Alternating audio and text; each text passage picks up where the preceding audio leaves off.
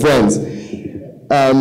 So I concur with a lot of things that Caroline just said about being optimistic. I wanted to get up here and be very contrarian, but it's going to be tough.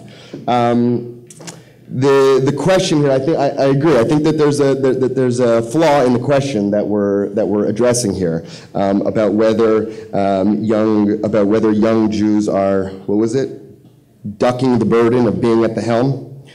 In the work that I do, I have the privilege of working with a few different kinds of Jewish leaders.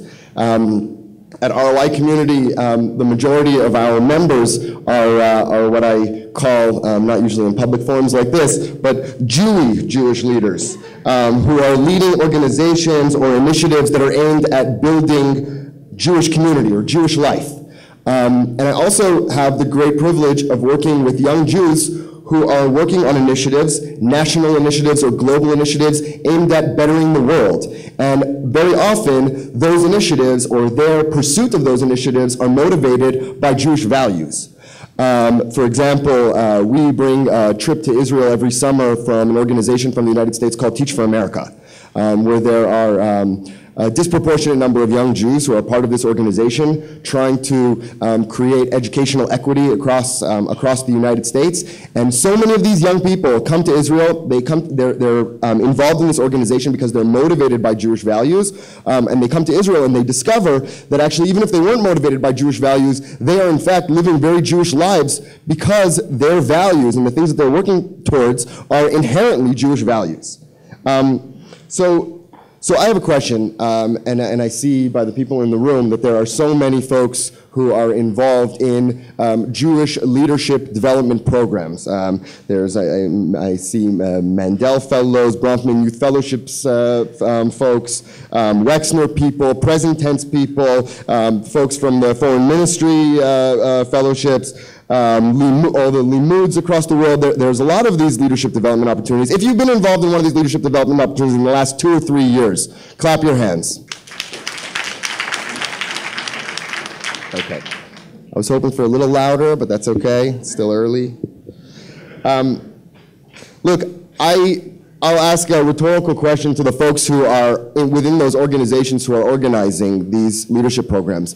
Is anybody having a challenge recruiting people into these programs? I don't think so.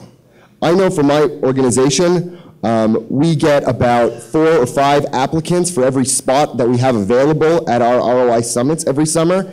And you know, to be totally honest with the confession here, the day that we send out our acceptance letters, which is inevitably always the same day where we send out more non-acceptance letters than acceptance letters, is the day where you can usually find me like curled up in a ball in some corner freaking out about the damage that we're causing to people who aren't getting accepted to these programs rather than the ones who we are taking to the programs.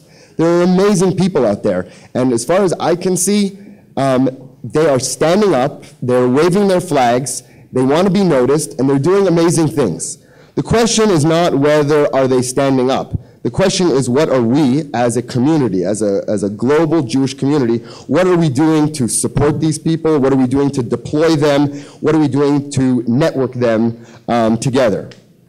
And to answer that question, I'll just share one thought with you. And I think that, you know, my one thought about what I think we could be doing better in the Jewish world to support these young people and deploy them and network them is embracing the idea of taking risks.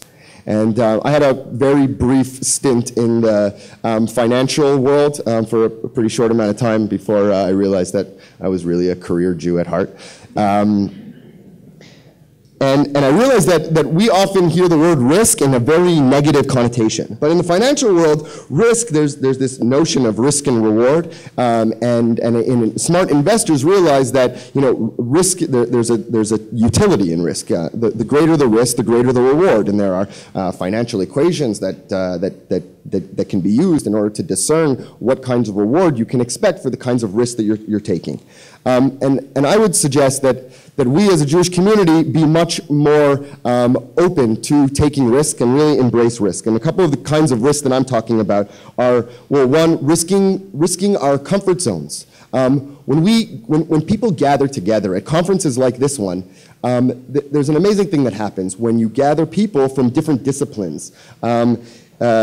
Steve Johnson talks about this idea of what breeds innovation. And one of the main drivers of innovation is when you are exposed to people from different disciplines, for people who are unlike you. And being exposed to that kind of thought and creating these safe spaces where cross-pollination of ideas can happen and people from certain disciplines can be exposed to other ideas. So I would say that number one, having more opportunities to gather, like here in this room, like other conferences that go on, and even online as technology gets better, that will be made more easily accessible. Number two, I would submit to you that young people today know very well what they need in order to become more professional and to be able to better execute their visions. And I would submit that we should do a better job of listening to them and offering them the tools that they say that they need, as opposed to the things that we, the community, think that they need. Whether that means, for some people, deeper, more immersive Jewish experiences to deepen their Jewish knowledge, whether for some people that means offering them more management training or specific skills training in order for them to professionalize and be able to implement their visions in a better way. And lastly, I would say that we need to be better at risking failure. Nobody wants to fail. But I think that in the Jewish world, we've been very quick to label anything that ceases to exist as a failure. And in many ways, the risk takers that are behind some initiatives or social entrepreneurs that take certain risks in order to try out a new idea are really our frontline action researchers on how to do things right. And when we dismiss certain things as failures, or we actually don't take notice of sometimes the unintended consequences that come out of some of these initiatives, we're really throwing away a huge investment. I think probably most people in this room, and I see a few people, I do see a few people who are involved in business, would probably tell you that an entrepreneur that has a few failures under his belt, that's actually a good thing, to be able to come back to the table and say, well, yeah, I failed a couple of times, but I learned the lessons from those failures. That person is probably in a much better situation now to execute and be successful than they were as a first-time entrepreneur. And I would say that the same thing is true with young Jewish leaders today. That we need to be a lot more open to extracting the positive outcomes of so-called failures. So that's my piece. I think that was 5 or 6 minutes. So I will, I'll stop now. Thank you.